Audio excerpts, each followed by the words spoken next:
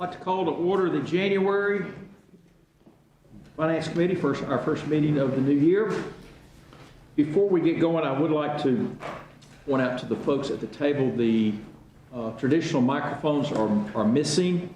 The little thing in the middle of the table is our microphone, so be sure to talk, not loudly, but loud enough, and if we are not talking loud enough, the city secretary is going to say something to us. Anyway, everybody speak up. As usual, we will begin with one other item. We have a very full agenda today, so I'm going to do my best to move through it, but please be patient because we do have a number of very important items on it. We'll start with the consent agenda. Does anyone have anything they would like pulled from the consent agenda? Everybody look real quick.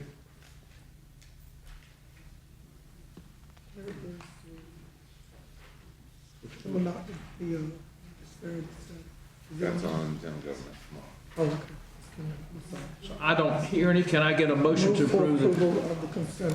With a motion and a second to approve the consent agenda, please vote when it comes up.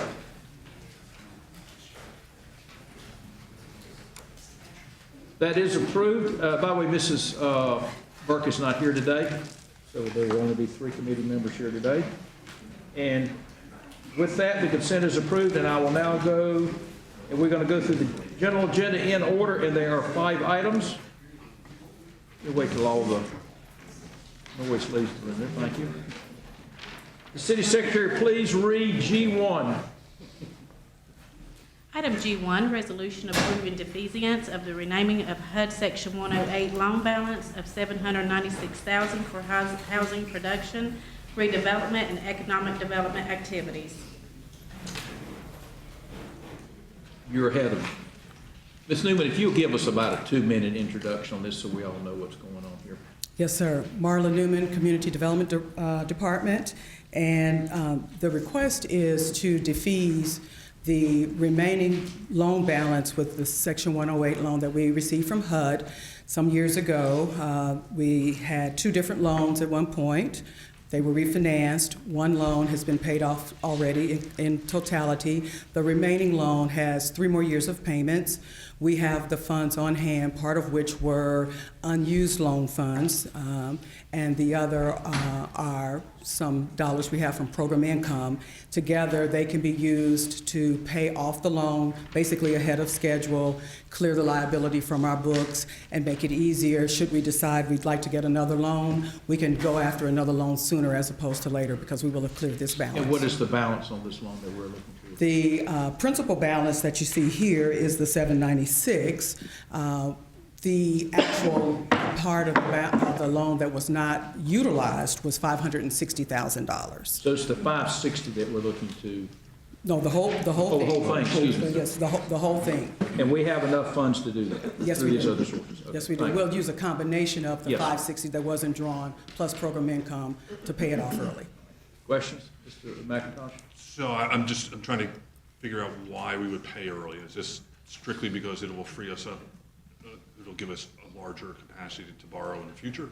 Both that as well as right now payments are coming from our annual CDBG allocation. Okay. So by taking that loan balance Right. already and putting that along with our program income, then that frees up those annual payments that we would have been making. They come back into the CDBG pot for us to utilize for other projects. Okay, and was there debt service on that? Were we paying an interest rate on that, or was that an interest rate? Yes, we're paying interest, and right So- here it shows that approximately around this date, our outstanding interest would be roughly $31,000. How much was that? 31, and we'll get the final interest number once we send the defeasance papers to HUD. They'll Got do it. their calculation, so we'd get that hard number. Got it, so we save that expense as well. Yes. Great, thank you. Ms. Scipio? Ms. Newman, these are old loans we had. Do you have any idea why we had to borrow that money? Well, 108 is used if you're wanting to do economic development or housing development. It provides you with an extra pot of money in one lump sum, basically, so that you can pursue major projects that you may have envisioned. So in our case, there were some economic development projects that were envisioned some years ago, and those were included in our consolidated plan, and so we got the loan so that we could facilitate making those projects happen. So it's just some additional money, and then we just pay it back yearly through CDBG. But it just gives you a jump start on being able to get some projects done. Any other questions? Okay. Can I get a motion to approve? Second. A motion and a second to approve the defeasance. Please vote.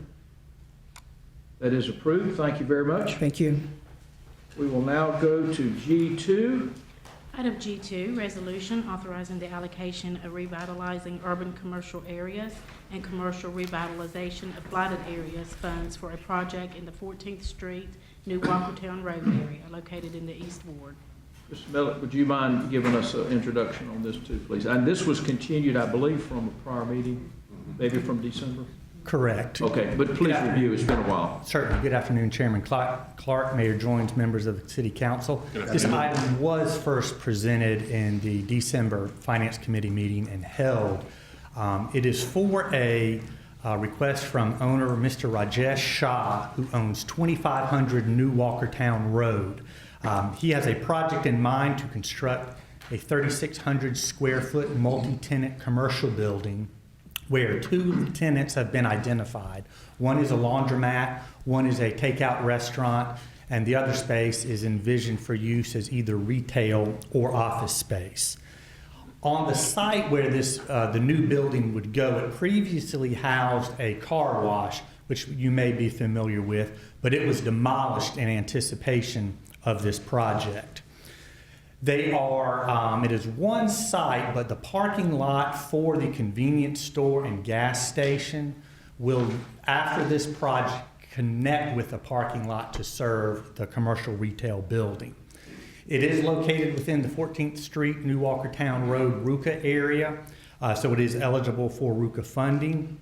Construction drawings have been submitted and approved by inspections, and the construction costs have been put out for competitive bid with an expected cost of roughly $817,000. So Mr. Shah, who is the owner of the property, is requesting that amount, half in the form of a low interest loan and half in the form of a matching loan, with the source of funds being both RUCA money that has not been allocated for previous projects. Those are projects that did not move forward as part of phase 2 or 3, as well as $639,950 from the commercial redevelopment of blighted areas, a balance of $1.8 million. And the loans would be secured by a lien on the property. At the December committee meeting, there were two specific questions that were asked. One of them dealt with Mr. Shah's work in the community. He has owned the convenience store and the car wash for 20 plus years in the community. He has also banked at a local branch that serves the East Winston community currently. The second question involved what the city's position would be for securing the loan. It is owned free and clear by Mr. Shah, so the city would be in first lien position. Okay, so And you said I'm sorry. there are two loans. Half of it is a loan and half is a matching loan? Technically, there would be two loans Okay. for the $817,000. Okay. Half of it would be in the form of a low-interest loan, and half of that would be in the form of a matching loan, which would be deferred and forgivable. So half's forgivable? Yes, sir. Okay. Mrs. Burke is not here. This is in her ward. Oh, it's not? Excuse me. I apologize. I withdraw the comment. Are there any questions or comments? Ms. Scipio, this is in your ward. Would you like to comment on it? I would. I am so pleased that someone who's invested in our community over 22 years wants to continue to invest that there. And concerning his petrol, one of the things, the question was, what have you done for the community? Well, what he has done is his business model ensures that the gas prices in the East Ward are always low. Matter of fact, it is a cash business. because it is cash, the BP down the street ends up having to at least match his price almost by just maybe 1 penny goes up. Because he doesn't take the credit card expense and roll it over to the community. So for one thing, if you ever want to have fairly cheap gas, come to the east side, because those two service stations, the price is always lower than it is in other places around the city. So his obligation to the community is to run his business so that it's economically good for our neighborhood. So I'm certainly in favor of that. We do not have, you may not think that you need a laundromat, but there is no laundromat on the east side. We have to go all the way up to Akron Drive or farther up north to get to the laundromat. We did have one years ago. That man died, and so the laundromat closed. So you have a lot of people who have a need for that service when they have bulky laundry. They don't want to try to use it home, or they don't have a home washer and dryer. So that's a very needed service in our area. So I'm very, very supportive of what he wants to bring. I think people need to understand the city doesn't make everything happen. We have people who live, work there, and invest and bring services. Okay, thank you very much. Any other questions or comments? Excuse me, Mr. McIntosh, then we'll get to Mr. Marshall. Going through the list of projects that we have funded over the years through RUCA, I only saw 3 examples where the city did not have private investment in the deal as well as our money. Those were a $94,000 deal, a $360,000 or $330,000 deal, which was Malone's, which I voted against, and then a $9,250 deal, so fairly small amounts. Here we're being asked to be the sole financial vehicle here. There's not a private bank involved. We're being asked to be the bank. I'm not comfortable with that. That's a lot of money, and it's not really a business that we are in. I don't think we're equipped to properly assess the risk of that kind of a financial outlay. Can you comment on that? Is he here? Yes, Mr. Shaw is here. Oh, I'm sorry, I couldn't see you, sir. Could you come up?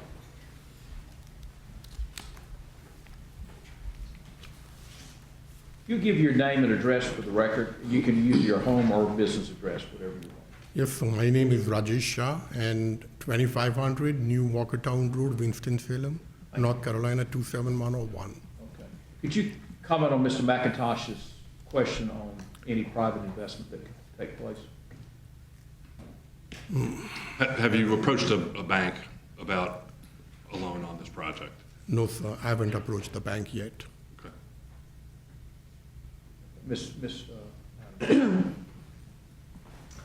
Thank you. Yes, ma'am, thank you.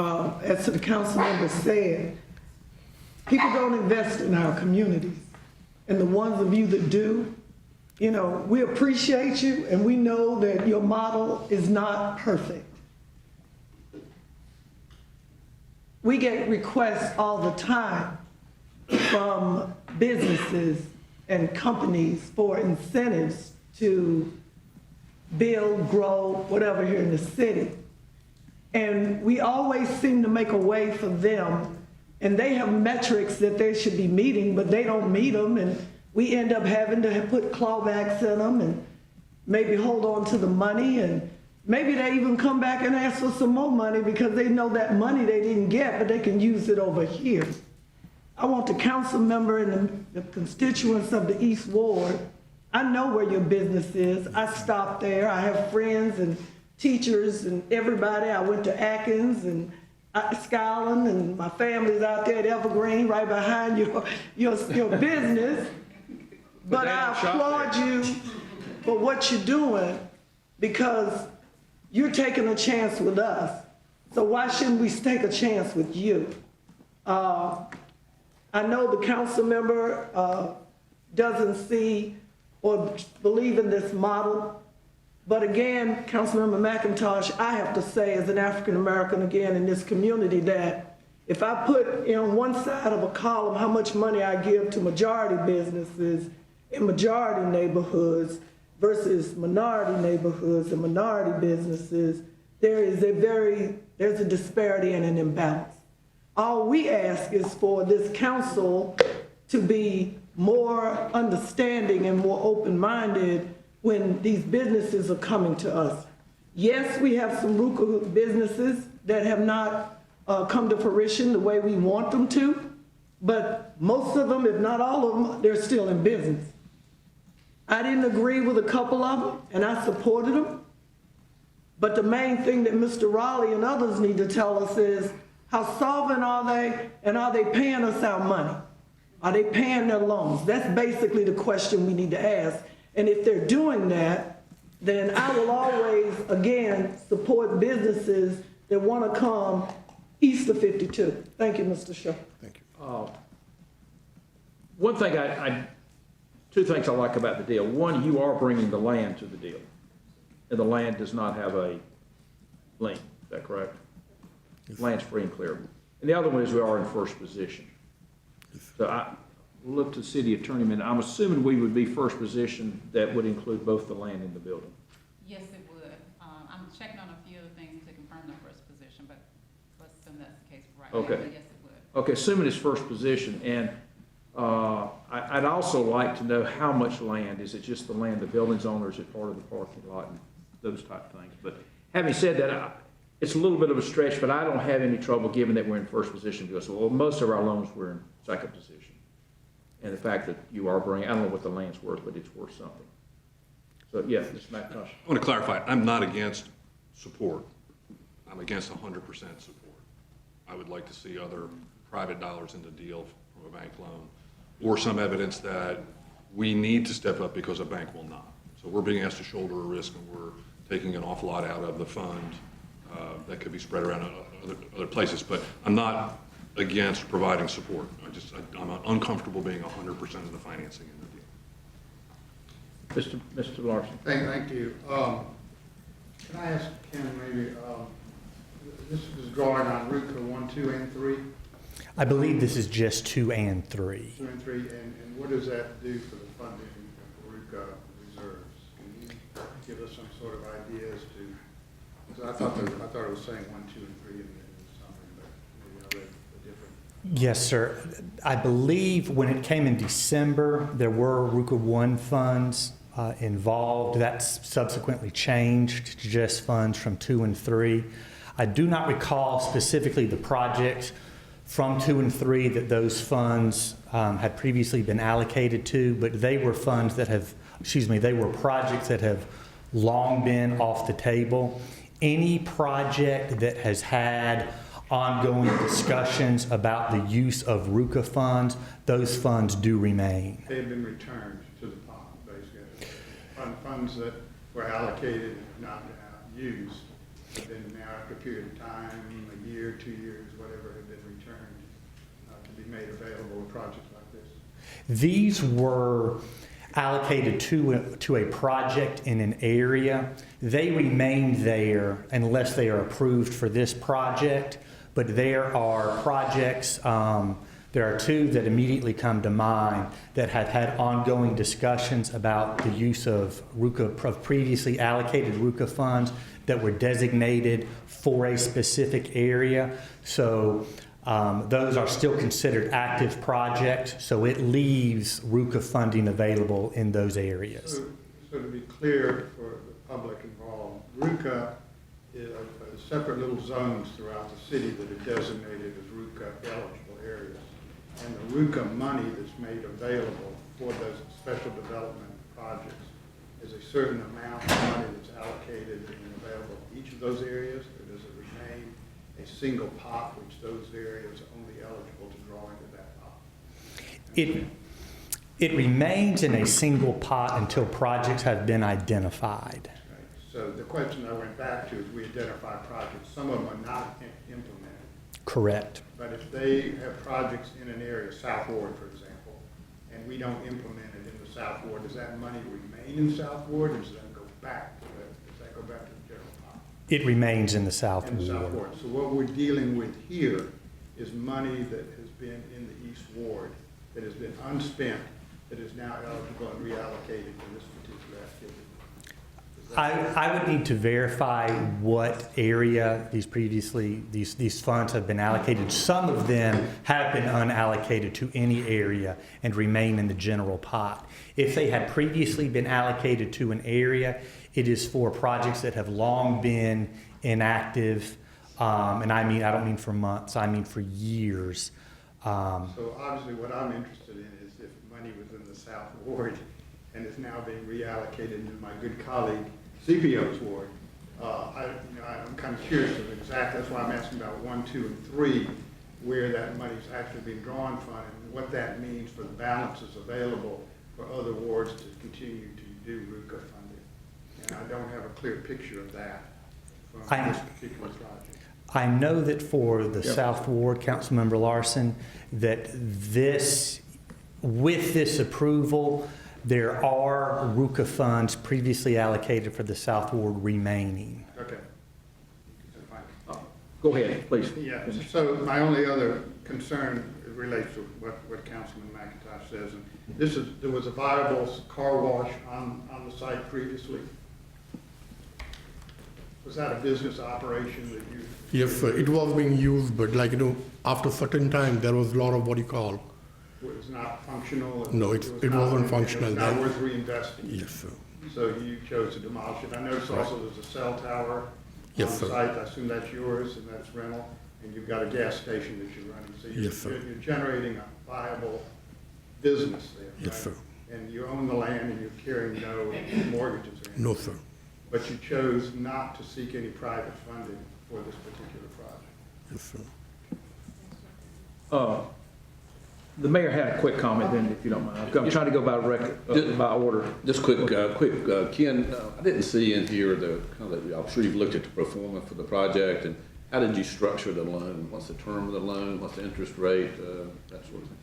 It would be, because this would be more of a commercial building rehabilitation project as opposed to a small business loan, where funds through the program can be applied for even if there is no tenant.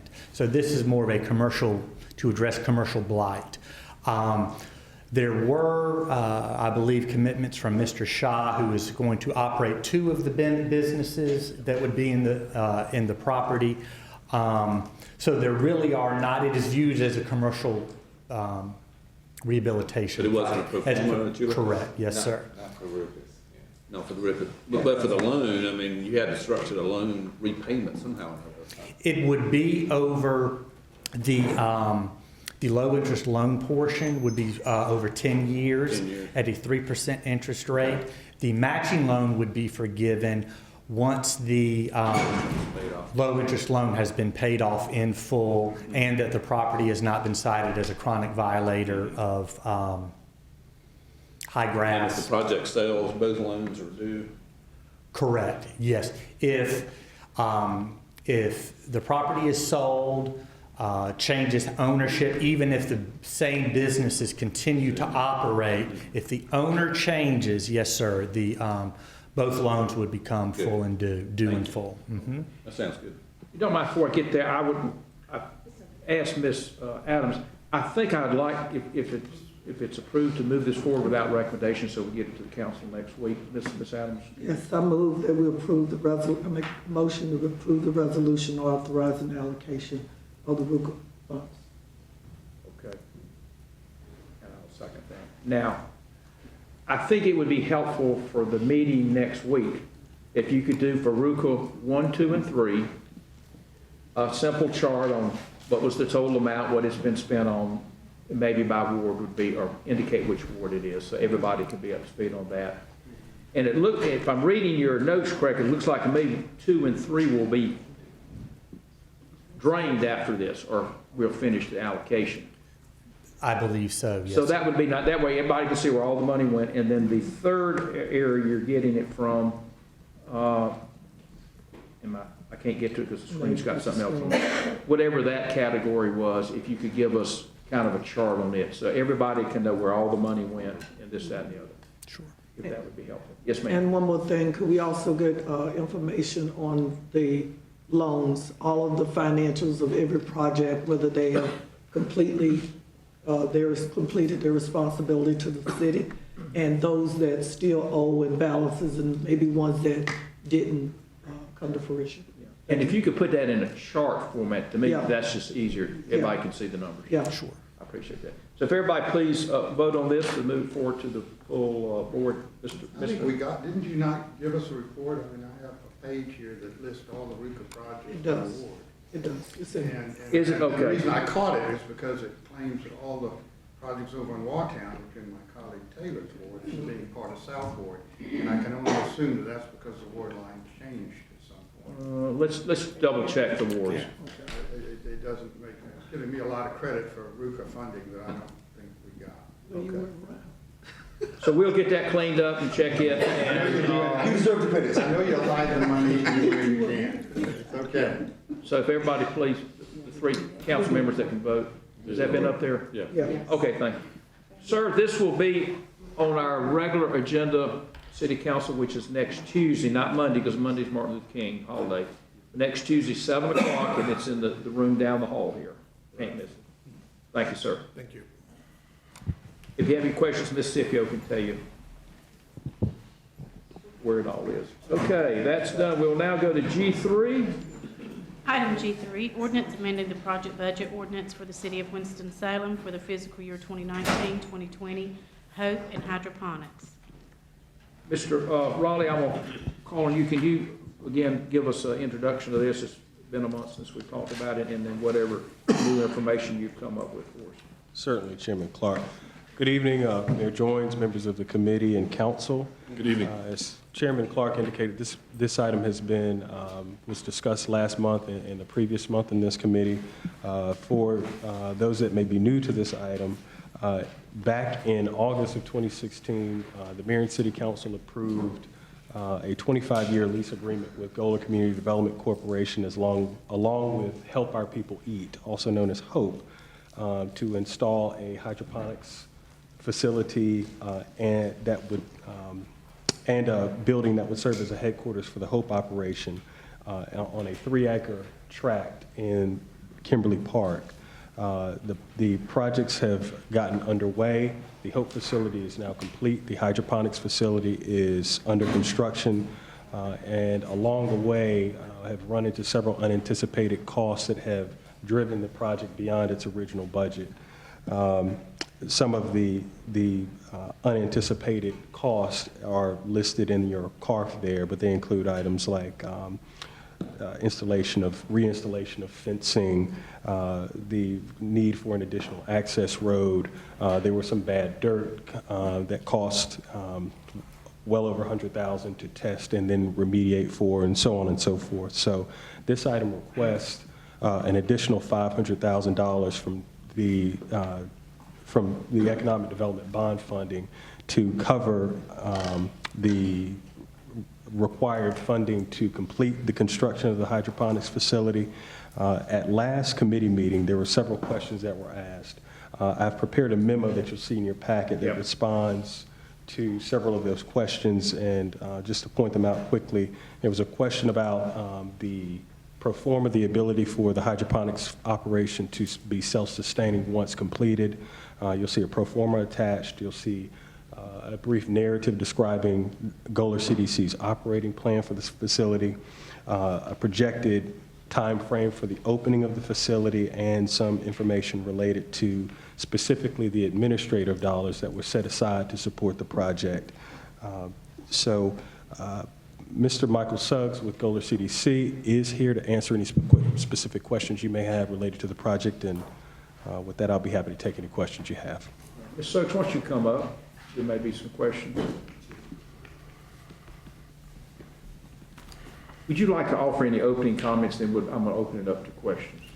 Sure. First of all, Michael Suggs, 889 North Liberty Street, Winston-Salem, 27101. First of all, we started this project about 3 years ago.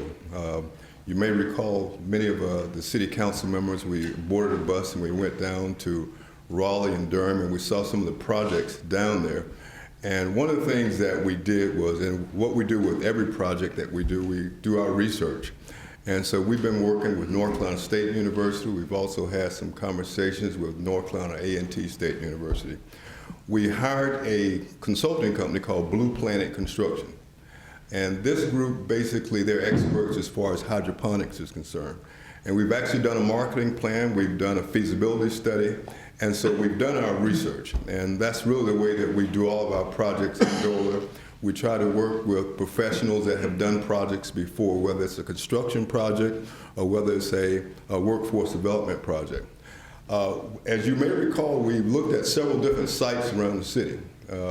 We had actually had a site on Polo Road at one time, and we found out there were some environmental issues associated with that. So we decided that we would look at city-owned property.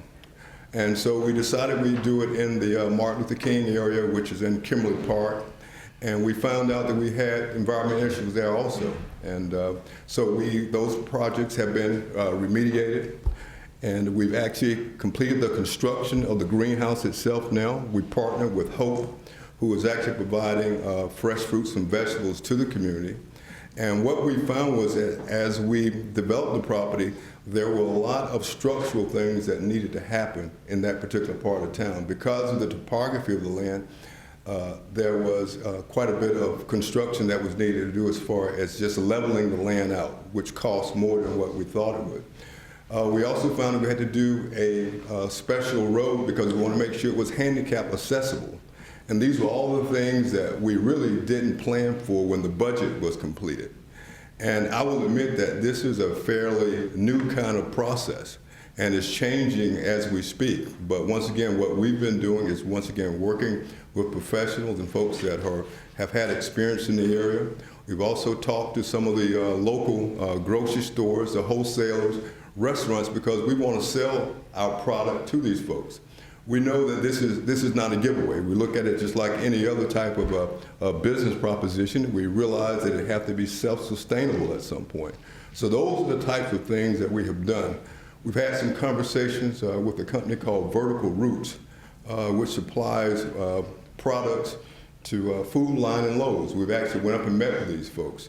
So once again, what we've been trying to do is partner with individuals and companies that have done hydroponics in the past. So that's how we went about approaching this project. Thank you. Any questions or comments? Ms. Scipio?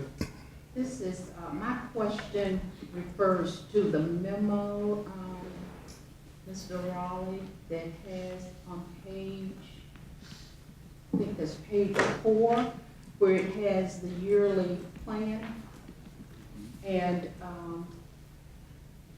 the third item down says city subsidy. Year 1, 132,000. Year 2 and 3, 66,000.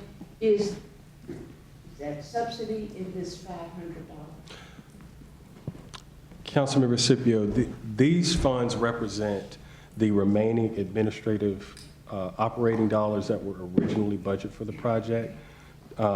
So these funds are already available, but they've been set aside. So they had originally, Golar was set, I guess it was $477,000 specifically for administrative and operating support.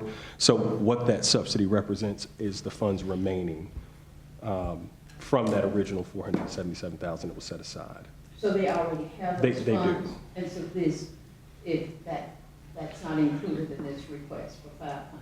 So I guess a bit of a nuance, because we have eaten into the funds that were set aside for administration and operation to cover some of the overruns originally, we do, I guess, I'm trying to make this simple.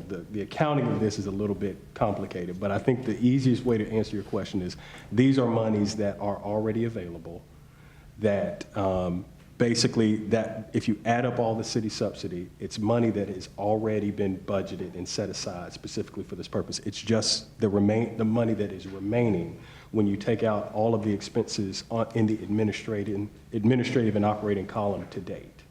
So this represents the remaining balance of those funds, and they've spread that remaining balance over 3 years. So But it is not the 500,000 that we're talking No, about? essentially no. That's That is correct, it is not.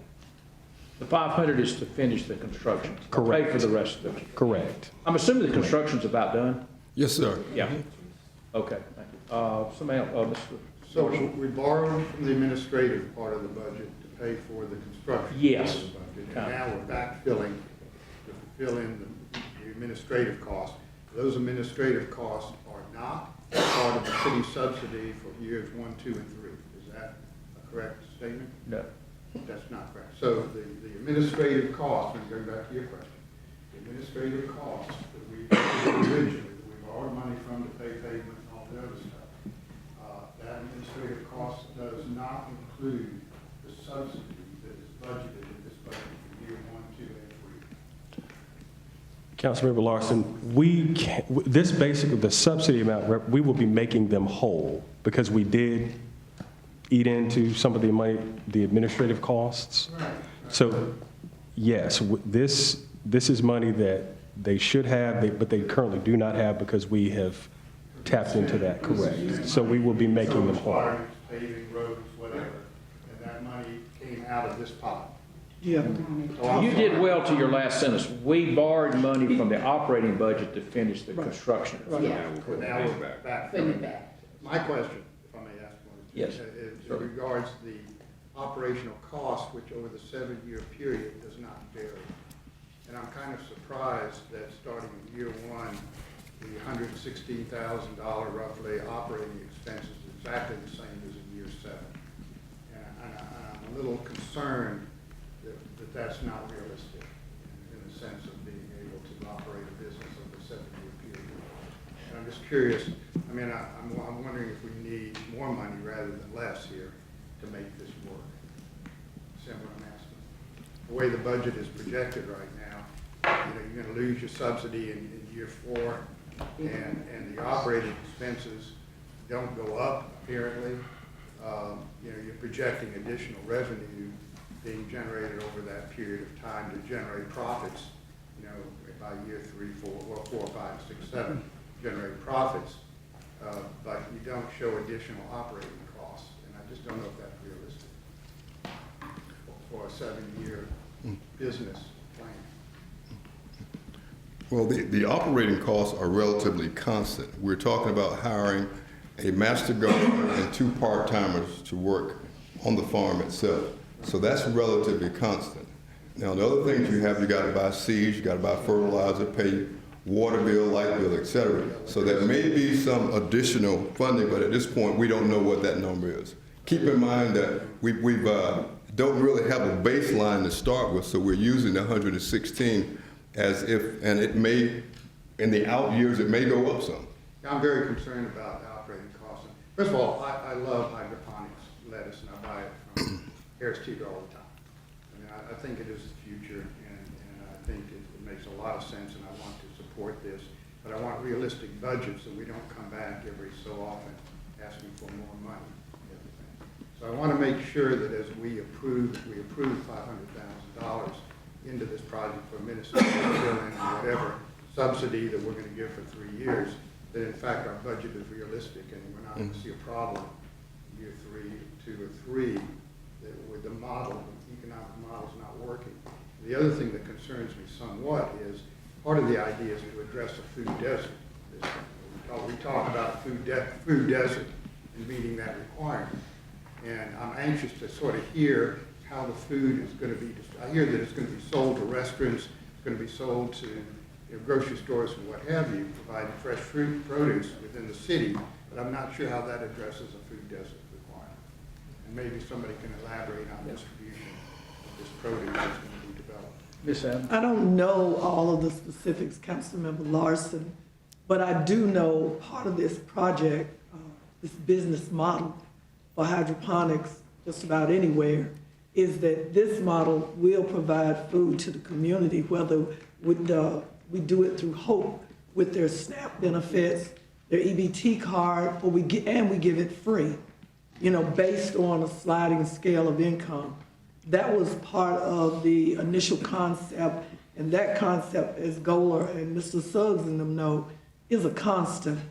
within this, as he was saying, yes, the economy of scale will change, but the one thing that we do know is, like with any community service built with taxpayer money, there has to be something in it for the people that help to build this, and that's the people of Winston-Salem that live in the food desert of Kimberly Park, Martin Luther King, Boston, Thurman.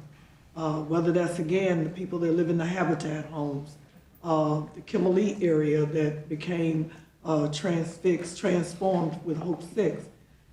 This is, and Michael, you can help talk about it. We talk about that all the time, whether it's with North Carolina State or with A&T or with Hope or with the food bank, that there is a piece of this that definitely has to have the community engagement and the receivership of the food. Is that the Hope program next door, right next door? That's why we partnered with Hope. Yeah, the thing I want to add to this also, we're working with the Kimberly Park Neighborhood Association. There will be some conventional gardening also. Will be raised bed kind of gardening, because a lot of the things that people in the community eat are not really grown hydroponically. So we'll be doing, collard greens, sweet potatoes, but those are not things that you grow in a hydroponic facility. But there will be spaces in that whole campus where the community can come out and have their own little plot, so to speak. Great. Yeah. Mr. McIntosh? And they have to be raised because of the environmental piece. As he was saying, and we're seeing that, and me as being a part of the Home Extensions Advisory Council for the community gardens in the county. We never looked at 10, 15 years ago, the soil. We tested for the pH and everything, but we've never now, and we're beginning to understand it on a national level, that community gardens, when you just dig up the soil and put the seeds in and people eat the food, we now got to raise up the beds off the ground if we really want to be feeding our people safely. Mr. McIntosh? Two quick questions. So from a job standpoint, we have one full-time and two part-time jobs that this will create. That's correct. Do we have any commitments to purchase from any of the vendors, any of the folks in the grocery stores that? We do not have commitments. We're having conversations. That's why we need that first year, basically, to get those in place, so to speak. Okay? Because first of all, we have to perfect the growing part of it first before we can go out and have a contract to deliver X amount to some grocery store. So what we have to do is actually, get it. It really kind of understand how to do it. It has to be certified. It has to be GAP certified. So those are things that we hope to do in the first year of operation, and then solidify the contracts themselves. So let me follow that up with another question. Let's say after that first year, it's not going so well. Is there the ability to pivot this facility to other food production that is, let's say, less capital intensive, less non-hydroponic, just straight up?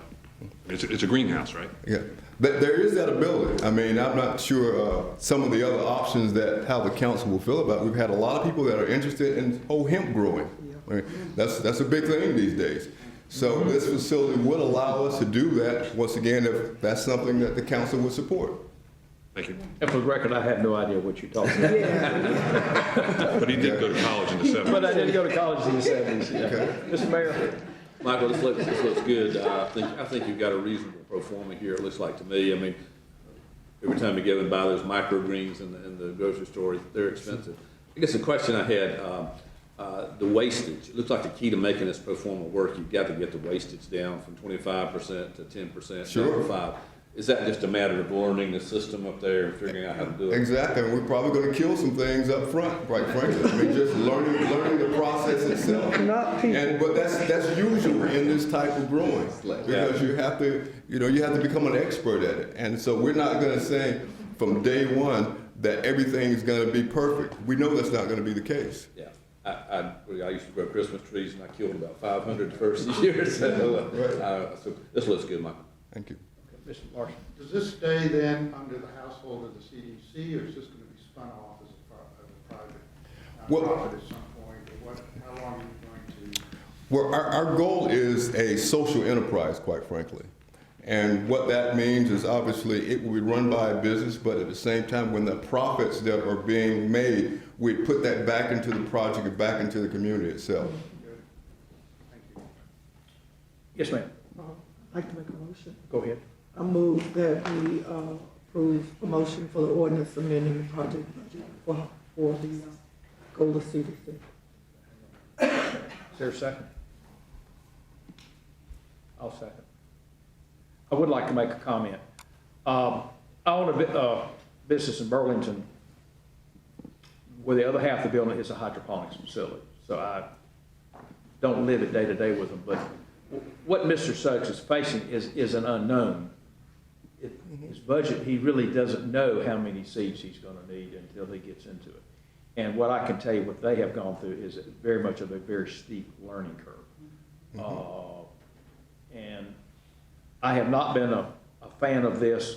I will probably abstain today, but I do think the best you can do is the best you can do, and we think it is a low operating cost environment.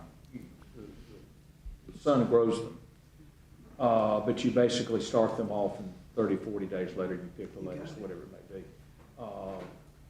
But there is a huge learning curve in getting the pH of the water and the amount of carbon dioxide in the air and all that kind of stuff. So anyway, and I said before, while I'm not a fan of the project, I think you've gone about it the right way as far as talking to some people that have done it. But it is a learning curve, and what it looks like in a year or two or whatever is still unknown. And we'll just see. Sure. Having said that, if everybody please vote. Approved, 1 in favor, none opposed, 2 abstentions. So that will be on the council meeting Tuesday night. Sure. By the way, I don't know if there was any, the operating costs, if we could maybe break out salaries from other expenses, maybe electricity, whatever, to the best you can. I think Mr. Larson's question, obviously electricity gets a little more expensive every year and a few things like that. To the best you can, and I Sure. realize you're shooting in the dark a little bit. Thank you very much. We will now go to G4. Item G4, information on request for financial support for the Venture Winston-Salem Grants Initiative. Ms. Barnes is here tonight. Ms. Barnes, if you'll come up to the microphone, I'll let you introduce yourself. She was not here at the last meeting because she was sick at the time, but she is here tonight. And I will tell you right now, my goal is for this just to be informational. I'm holding a committee, but I will give you the floor if you give us your name and address for the record. Happily. Karen Barnes, 486 Patterson Avenue, Suite 271, Winston-Salem 27101. As Chairman Clark said, I was at home with the flu, so I didn't want to be patient zero for you guys. But thank you for your remarks. I was able to review the footage and listen very carefully to your questions, and then provide to you each via letter several weeks ago answers to your questions. But I wanted to directly address some of your concerns so you can see the look on my face and hear the intensity and the absolute commitment in my voice. Okay? Several of you expressed concern about how this initiative would impact and benefit the minority community here in Winston-Salem. You have my word today that we will actively recruit MWBE startups. Just as in the city's procurement process, we will actually give MWBE startup applicants preference in the selection. As we form a selection committee, once this initiative is going, we get to decide what we want to do. As a major investor in this initiative, you will have representation on that selection committee. I know that was another question from the last meeting. This is an initiative that is designed specifically to help every ward of our community. These jobs that will be created by recruiting startups here are multiplier jobs. For every one tech job, it creates 5 additional jobs. And I don't mean 5 other tech jobs where you have to have a PhD or a special credential. These are service jobs, healthcare jobs, retail jobs, transportation jobs. It is truly an economic growth and job development engine, and St. Louis has seen the benefits. If our goal, as the mayor says, is to create about 5,500 new jobs a year, this can be a contributor to that number. In St. Louis, in the 7 years, actually in the 5 years that they have been tracking their metrics, they have created over 1,400 jobs in St. Louis alone. that is more than I would say, startups collectively here have created. This is an intentional effort to accelerate the startups that are already here and to help grow some innovation clusters. The Grants Selection Committee, again, I want to clearly communicate, as an investor, the city will have representation on that committee, can consider a percentage that will be dedicated to local and/or MWBE applicants. In St. Louis, they devote 50% of their grants to local startups and 50% from the global startup competition. And that is their decision. We will have the opportunity to make our own selection criteria. Again, in St. Louis, their results around diversity are impressive. 74% of the 154 companies they have funded are minorities, women, and veterans. And we want to continue that same commitment here in Winston-Salem. One of your last questions from the last meeting was around timing. Let me outline a rough timeline, if I may. We're working also very closely with the county. We have $3.75 million in private money that is pledged. The county has signaled their willingness to invest if the city does. So what we would love to happen, because I'm an optimist and I like to make things happen, right? Would love to have this finalized in February, make an announcement. Councilwoman Scipio is like, what?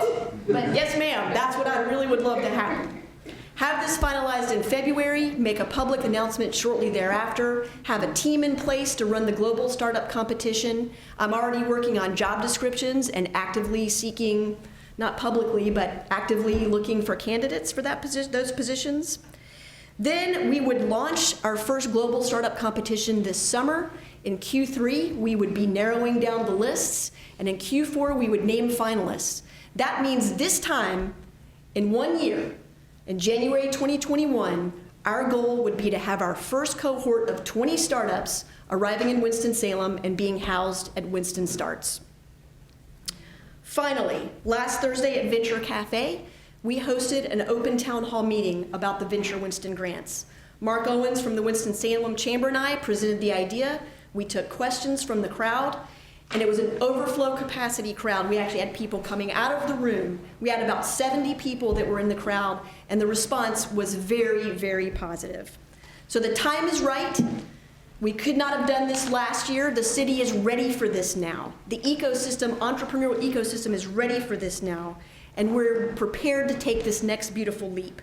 We appreciate your consideration, and I'm happy to address any other questions or concerns that you may have. Ms. Barnes, at the last meeting, there was some interest in visiting the St. Louis facility. I know a trip is planned. Can you comment on that, please? Happily. I've been working very closely with Assistant City Manager Evan Raleigh, and we have a date lined up to visit St. Louis and the Arch Grants on January 23rd.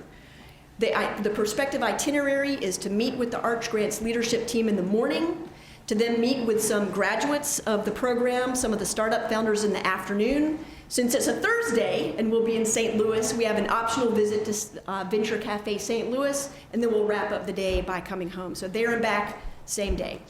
And I understand we still have a few seats available if anyone else would like to. We do, yes, sir. Okay. Thank you very much. Any questions, comments? Ms. Marshall? Can I understand that the funding for this is a reallocation of previously approved money for the development of Inmar? Is that what's correct? Ms. Raleigh, can you comment on that? Certainly. Councilmember Larson, the proposed source of funding for this would come from general incentive dollars that were pledged to Inmar. We'd be redirecting those to this initiative in the event that the committee saw fit and the council saw fit. And that's 1.5 million is our total commitment? That is correct. That's being requested, And yes. Inmar is fine with that? Yes, we have spoken with the leadership. They're open to that. Okay. Ms. Adams? Yes, so that we're clear, the Inmar money is from them not being able to meet their, that's not it, Mayor? He's shaking his head. Okay, well then I'll jump on to something else. That money, to me, Chair Clark, and members of the community. I applaud what Venture Cafe is doing. I'm all for it. But there's some other things that we need to put in place with some of that money. And I look at that as a jump start. Like most cities across the country, the city needs to get in as a public-private partner of pre-K. Now, if we can fund incubators and other things that are on the backside of our high school students and whatever, and we know that if you don't, like the governor got the money from the grants from HUD and everything, the city needs to put money and invest in pre-K with the county, with the schools and private money in order to show our community, especially our citizens who can't afford pre-K, those that need pre-K to even help determine their quality of life. And I feel that way, Chair Clark. Thank you. Appreciate your comment. Mr. Mayor, you have. Yeah, and Councilmember Allen, I didn't mean to shake my head in your comments It's all there. good, Mayor. But Inmar has grown from 800 jobs to 1,000. They didn't hit our job because they couldn't find the ones, they couldn't get people to come here for the technology jobs that they've created here, not because they didn't want to. And I agree with you, Councilmember Adams, vis-a-vis the educational initiatives, and there's a total project underway with that regard that I think will address your concerns in that regard, and I agree with you, the city needs to be a player in that as well. Thank you, Ms. Scipio. I believe this is a great idea for the city. However, we always think everything is going to work just well for everybody. There are people who are underemployed here and undereducated. So new things coming here they won't qualify for. What do we do to make sure those who are automatically out of it are going to be equipped to be included? Because we have young people who just can't get jobs, but they're not tech savvy. If all of these are technical jobs, they need to have some type of mindset about that. And so there's a group of people who are always going to be left out if we aren't purposeful about trying to make a way for them to be included. And I don't know how we're going to do that, but I think if we're going to invest monies that we should have had, I mean, $1.5 million, can some of that be put somewhere to really find these hard to reach folks who are undereducated and get them prepared for the jobs that's coming? Otherwise, we're going to have a city that's more divided than ever because of economics. May I address that? Yes, Ms. Barnes, Yeah. go ahead. Thank you for bringing that up, because Venture Cafe is part of the larger triad entrepreneurial ecosystem, and this is something we talk about a lot, is the shift in needed skills and mindset from legacy manufacturing into a knowledge and innovation and creative economy. The real trick here is not around necessarily formal education anymore. I'll just give you a very specific example. If you were to go to Forsyth Tech and get an associate's degree in website building, it takes you 2 years to do that. In 2 years, it's highly possible, and I might suggest probable, that the language you learn is no longer the preferred language. The technology is changing so quickly. The way the world is moving now is into micro-credentials. And by that I mean intensive, like boot camp experiences. To that end, Venture Cafe, as well as the other members of the Triad Entrepreneur Ecosystem, are trying to get classes started here. In fact, I've been in contact with Tech Talent South out of Charlotte, as well as General Assembly, which is a national micro-credentialing organization that just opened a Raleigh office in October. And they have agreed to come to the Triad twice in the first 6 months of this year to test the market and see if there's enough demand for them to offer classes. So we're aware of that problem. This program is not going to be spending money on that, but what we want to do is do that in conjunction with this so that we do have a talent pipeline. And let me be very clear. These startups are not only going to be tech jobs. Sure, there will be tech jobs as part of them, but you're still going to need to have marketing jobs and back-end office jobs and sales jobs, and those are the jobs that don't require any sort of tech skills or micro-credentials. Okay. Any other questions, comments? Yes, Mr. Larson? When this was first proposed to us last time, it sort of indicated that this was a way to bring new corporations or startup companies to the city. Yes. And it was an incentive to boost up what you're already doing. So yes, sir. Thank you. In local talent and local initiative. What I'm hearing today, however, sounds a little different. It sounds like you've opened that door for those grants to local audiences as well. That's correct. So what we are doing is we are learning from the Arch Grants mistakes. They've been at this for 7 years. The biggest mistake they said they made was not making it available to local companies right out of the get-go. We want to avoid that altogether. So as a jump start, local companies, startup employment does give an opportunity to look toward our local Correct. base and try to give them an opportunity to get on the ladder, as it were. Yes, sir. Thank you. Okay. As I said earlier, there is a trip planned, I guess that's next week. It is next Thursday, week from 23rd. this Thursday. If anyone else would like to go, we do have a few more slots, and I'm going to hold this in committee to the February Finance Committee. Thank you so much. Thank you, ma'am. We will now go to the last item. By the way, Mr. Taylor, I will be finished by 6 o'clock. Promises. Thank you, promises. sir. Appreciate it. Secretary, please read this one, please. Item G5, information regarding proposals for the lease of space in Union Station for the establishment of a restaurant located in the East Ward. Let me make a quick introduction on this before we get folks back up here. We've got a space, the top floor, the third floor, the first floor, depending on how you count it. The street floor. The street floor of Union Station. We have 3 folks that have presented proposals. I'm not looking, I don't think, for a motion tonight. I think just for information, but I do think it's important that we get on the table all the information we need so that we can evaluate these, because these are folks that have responded to a request for proposals. They're all different. They're all a little different animals, so to speak. So with that, Mr. Kane, who's going to present it? You going to introduce this for us? Yes, sir. Go right ahead. Good evening, Chairman Clark, Mayor Joines, members of the committee, members of the City Council. Good evening. That was a pretty good intro by the chairman. I'll draw your attention to Exhibit A, which is a spreadsheet that staff created that kind of summarizes the key points and tries to give you an apple-to-apple comparison of the 3 proposals that we received. I could go down through these. I'll hit some high points for you. That'll generate some discussion, and then we'll get some direction from the committee on other information you'd either like to see, if you'd like us to proceed in one direction or another, just to get the process going. So three proposals: Simply Soul, Murrell's Cafe, and Eats Urban. Each had different terms, 3 years, 10 years with a 5-year option, and then 5 years with options for additional 5 years.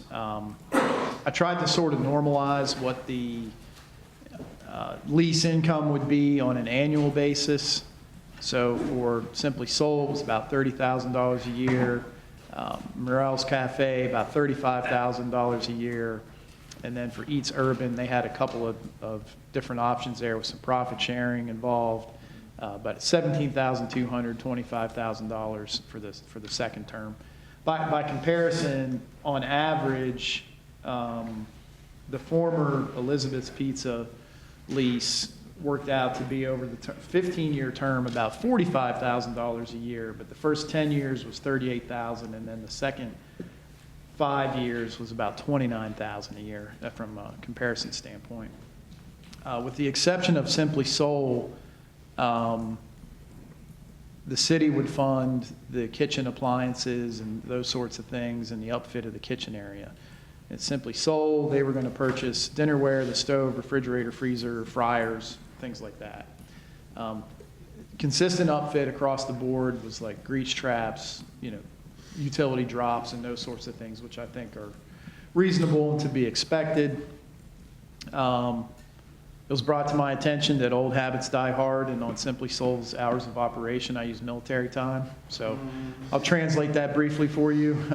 Monday through Thursday, 7 to 7 p.m.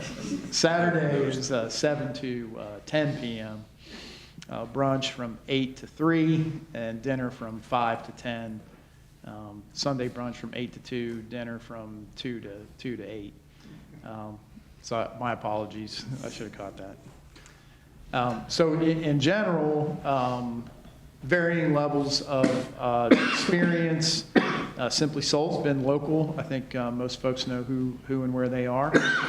Since 2012, Murrell's Cafe, they have a pretty substantial amount of experience at several locations, formerly of Atlanta and currently in Trenton, North Carolina. And then Providence Kitchen, Eats Urban is sort of a combination of three entities: Providence Kitchen, the Urban League, and Wharton Gladden.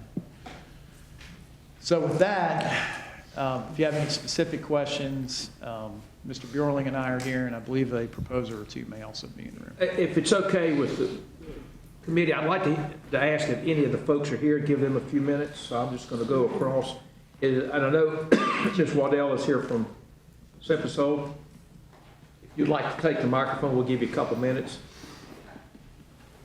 Please give your name and address for the record, and then you can tell us whatever you'd like to tell us. Okay, my name is Sonia Waddell. My address is 4339 South Main Street here in Winston-Salem. I'm in the South Ward. Thank you for having me. This is my first finance meeting. I'm so excited that you guys accepted my proposal. I've been in business since 2012. I originally started with a husband, and I'm now the sole owner, so I'm running the restaurant by myself. I've been there 7 years, and it's a destination location for sure. I do have returning customers over the last 7 years. I love the community that I'm in, but I bring people from all different wards, thankfully. But I'm really looking to be to keep the location that I have, if possible, and then grow to the new ward. I've funded the business off of all of my retirement money, and it's been successful. We're in the profit range now, and I'm sorry, I'm a little nervous. I wasn't expecting to speak a lot. But I just really want to thank you guys for this opportunity, and the reason I wanted to provide some of as far as my proposal is providing some of the equipment, because I am an established restaurant, and I do have the ability to bring some items with me. If you have any questions for me, I'm a little nervous, so if you can help me. You're doing fine. You're doing great. Thank you very much. And if there's any questions, we'll get you back up. Thank you. Is anyone here from Merle's Cafe? I know they're out of town. Lastly, from Eats Urban, and I see several people, whoever would like to. Whoever wants to come up can come up. If you give your name and address for the record. Good evening. My name is James Perry. I serve as CEO of the Winston-Salem Urban League. My address is 514 West Banner Avenue. We're very excited about this presentation and this opportunity. It's called Eats Urban, and it's a partnership between three really incredible organizations. So first is Wharton Gladden, which is a financial holding firm, but operates Zestos, which is one of the few new restaurants to open in East Winston. That organization brings an important amount of experience to the table in that they are one of the few entities to operate and open in the last few years in East Winston. And so when you think about trying to figure out what the market is and what's possible, I think in many ways no one knows better. Algernon Cash, the principal of that organization, has consulted for Biscuitville, for J&S Cafeterias, for Wicked Taco, thank you, and a lot of different organizations. So he has really extensive restaurant experience. Second is Jeff Bacon, who runs Providence Kitchen, which is a part of the Second Harvest Food Bank. They serve over 30 million meals per year, and it's a really incredible organization in that they operate two restaurants here in Winston-Salem, one of which just opened last year in the BB&T, I guess now Truist building. And one of the really great things that they do is to train folks to become chefs. They train folks in the culinary arts and work them through a process so that once they learn that skill, they can assist them in getting jobs at local restaurants. They also end up, just as Warden Gladden does, supporting and advising local restaurants because ultimately they know so much about the restaurant process and the restaurant business. And then last but not least is Winston-Salem Urban League, the organization that I have the pleasure of running. We do a lot of things, but we specialize in helping folks to get jobs. And so I'm always very thankful anytime I see members of the council because you guys support our sub-youth employment program that assists anywhere between 100 and 150 teens in gaining employment experience and opportunity. We have a $1 million program that assists seniors as they work to get back into the workforce, the Senior Community Service Employment Program. Our organization is active in 13 counties. The Second Harvest Food Bank is active in 18 counties. So we are pretty substantial organizations, at least in terms of the way that we've been able to serve the community. So what we seek to do here is to, number one, create a restaurant. We have, like many of you, heard the cries from East Winston about the lack of restaurant opportunities. And so we seek to create a sit-down restaurant that provides an excellent dining experience in East Winston. And you know, my hat goes off to the council in the way that it has worked to renovate that space. It's absolutely gorgeous and beautiful. And so we want to provide an eating experience that's complementary to that space. But the thing that makes this unique is that while we would provide this restaurant service, we'd also provide an important jobs and skills training service program, a culinary arts training program, if you will. So ultimately, the folks who are working at the restaurant will be people who are in the Providence and Winston-Salem Urban League career and job programs. And they'll be learning the process of not just providing service in a restaurant, but also the process of managing and running a restaurant. I think one of the things that we're really excited about is this idea that we're moving not just to make sure that people know the culinary arts, but they know the business of being a restaurateur. We seek to engage a lease that would last initially 5 years and then would extend hopefully for another 5 years. We've done an awful lot of due diligence in order to try to discern, frankly, what the potential opportunity is here.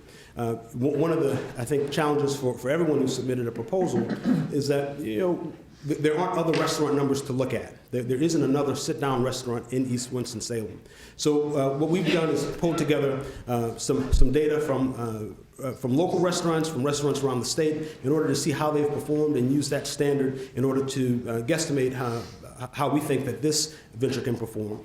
And so some of our numbers are conservative, but one of the ways that we want to make sure that we are able to ensure that we are properly considering the taxpayer, frankly, is that we are providing an opportunity for not just a simple base lease payment, but also a profit sharing. So if our estimates happen to be too low and all of a sudden a ton of cash comes in, obviously we're going to invest our portion back into the programming. You know, no one, because we're mostly nonprofit organizations, no one gets rich here.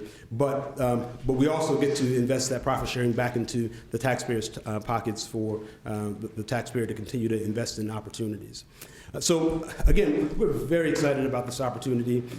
We think it's the only thing that makes it not unique is the fact that the Providence Kitchen already has two entities that are operating in a similar fashion, and so we see this one as an extension of that, but two is we see some growth because we're moving also into this management portion of things. So I think that's it for me, and if you have any questions, Thank you very we're much. happy to answer. That's all, okay. Thank all of y'all for speaking. And I'm going to open up questions. I do have two real quick, and I guess I'll direct this to our staff. I would like a cost number for the city's portion of the upfit. I've never bought a grease strap, but whatever they are, plus whatever else it may be. And some of those are consistent across all three proposals. A few are different, but that would be helpful. And secondly, I would like to see some type of at least idea of menu, so we'll have a feel for what type of restaurants. And I don't need it down to the nth degree, but just a feel for what would be a typical lunch menu, dinner menu, whatever it may be. With that, I'll open it up. Ms. Adams, you had your hand up first. Yes, again, kudos and thank you to the team of you for coming together and making this happen. Again, I've lived in the community all my life. I remember when the College Grill was right next door, kinda, and there was some other diners and other things along there that the college students, and we lived off of Southbound, which is now Bar Gray or whatever, but thank you. I'm sure it'll get my support once we get the numbers and whatever, and we can talk about it again. But again, I would be remiss as a representative of the community and a person that grew up here and African American to not to support this endeavor, because coming on this council, Councilmember Taylor, Councilmember Clark, look like we the only ones here today, that remember the fight we went through to move forward on getting the station done. We could see the future in what it would do for the community. And the restaurants, the idea of the food court concept, I've eaten food from all of you. I love food, but thank you, Chef Bacon, for the Providence up in the North Ward for thinking enough to move that facility there and do your training there. We appreciate you. So if you can do what you did there, and the food is excellent, you gotta eat the bologna sandwich, y'all, the fried bologna sandwich. You can do that at the Union Station. So I'm just looking forward to it. I can't wait till we're cutting ribbons, Councilmember Scipio, and maybe they give out some free samples to the community to get us all in there. Thank you. Okay, any, I don't see any other hand. Mr. McIntosh? Yeah, I want to ask staff, how were RFPs requested? How far afield did we go? Who did we go try to recruit? Or did these just come to us? Short answer, Councilmember McIntosh, is that they basically just came to us. We used media to get the word out. When Elizabeth's Pizza withdrew, we had a pretty robust interest in the station, and then over time, these are the three proposals that we basically ended up with. So there was no formal request for proposals. And that's why they were probably so varied. And I appreciate the folks that did propose, answering my questions to try and get us to the spreadsheet stage to sort of get it as close to apples to apples. So there was no marketing done. We didn't go out and look. No, sir. I too would like to see the total costs involved. You know, first, when the Elizabeth's Pizza thing came up, there was pretty substantial criticism about the dollars involved and what we were getting back for our investment. Over the first 10-year period of time, that deal was going to return us $380,550. These three proposals, one returns $90,000, one returns $206,000, the other returns $352,000. So they all fall short of that deal that we were critical about from a financial standpoint last time. So I've got concerned. I mean, we're talking about $9 a square foot, $3.65 a square foot, $7.66 a square foot gross lease. That's with us including the utilities and the upfit. I'm disappointed in the numbers. I'd like to know that those are the best numbers we could have gotten. So I'd like to compare those to other market rate rents, and I know, I think the city needs to be in the position of acting as a catalyst for this, and I think that I'm perfectly fine with us providing some subsidy, but I'm not comfortable with the level of subsidy that we're being asked to provide. Mr. Larson? So I share some of the concerns about the economics of this. I think there are three strong contenders. Quality product, I think, is unquestioned. There is a variable in here that we haven't discussed, and that is one room 205, which is about 800 square feet, that one of the applicants is including in their estimates of operation and the other two are not.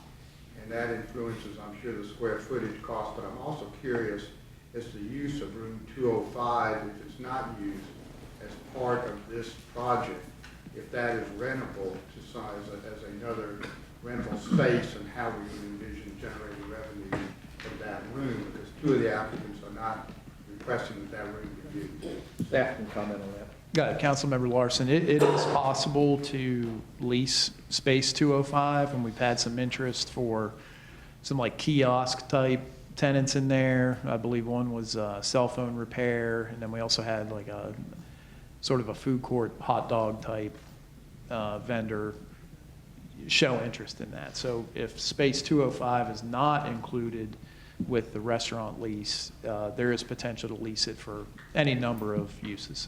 So if we factor in the economics we talked about earlier, to what Elizabeth Peets was going to pay, which was for that, all that space, and we start looking at what we're going to generate from 205, I would kind of like to have an idea what we would anticipate, or is a $9 a square foot a reasonable amount for that square footage as well. And I'd also caution about putting another food service into that to compete with whoever we're bringing in now. So you know, as we look at security issues, we look at operational issues of having another tenant in there.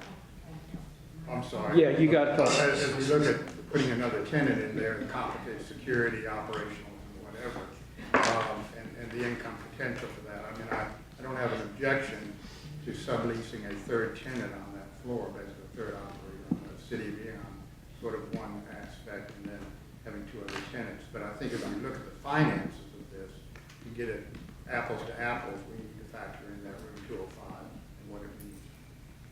It would be helpful to the staff the next time we meet to have a little map to remind us. It is. It's the original dining room. It's for the, Exhibit E. Okay. and it's, Thank you. Y'all very quick with that. All right. We did it. Thank you, Ms. Scipio. I do want to comment about room 205.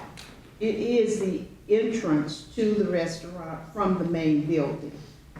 So whatever goes in there has to be considered access to go into the restaurant from the main building. So it can't be something that's exclusive. It has to allow that access into that room. Questions with a couple of those. First off, if staff will check with Winston-Salem State, in their dining facility, they have two outside vendors. I think Domino's Pizza's in there, or somebody. Oh, this what? Come on up, CFO's here. Who are the? Don't we have two outside vendors in that building, or one? No, we have, the pizza place is managed by Aramark, and it's their pizza group. So we don't have an outside franchise. The only outside franchise we have would be Chick-fil-A and Subway. But they're in the building. Owned by Aramark. Okay. They're in a DGR building. Yeah, but they're on campus. Mm-hmm. And while you're here, because that was my next one, by the way, I am on the board of trustees, and once I've said I should know this, but I forget things from time to time. Do we have any type, or does the school have any type of Rams card that you can use it at either the school's dining hall or the Subway store? Well, all the eateries on campus can use the university's dining card, but we're presently working to get it where we can work with outside vendors to use the dining card off campus. Okay, so because that's what I was getting at, if it might be helpful, and that's outside the scope of who we select, if there's a way we could coordinate with the school that because I know some places you can use X number of dollars at different places. Thank you. Okay. On that same theme, I think we need to give some thought, if someone rents this, is how do we coordinate this with the other tenants? For example, would somebody be responsible for opening and closing? Would they use, it looks like to me the restaurant would have their own self-contained bathrooms, but just if there's any type of coordination that we think might be required, might be given that food for thought. As I said, we're going to hold this in committee. I thank everyone for presenting. Do we have any other areas of interest that people would like to get information on? Okay, with that, we will hold it in committee for a month. We'll be back here next month, and in the meantime, the staff's going to check on some of these questions. That is the only, the last item on here, unless I hear something different, and I would appreciate if Ms. Scipio and Ms. Adams could hold for 1 second after this. And unless you want to say something, you got a smile on your face. We will adjourn, and the public safety will meet at 6 o'clock as they normally do. Thank you. As we seldom do.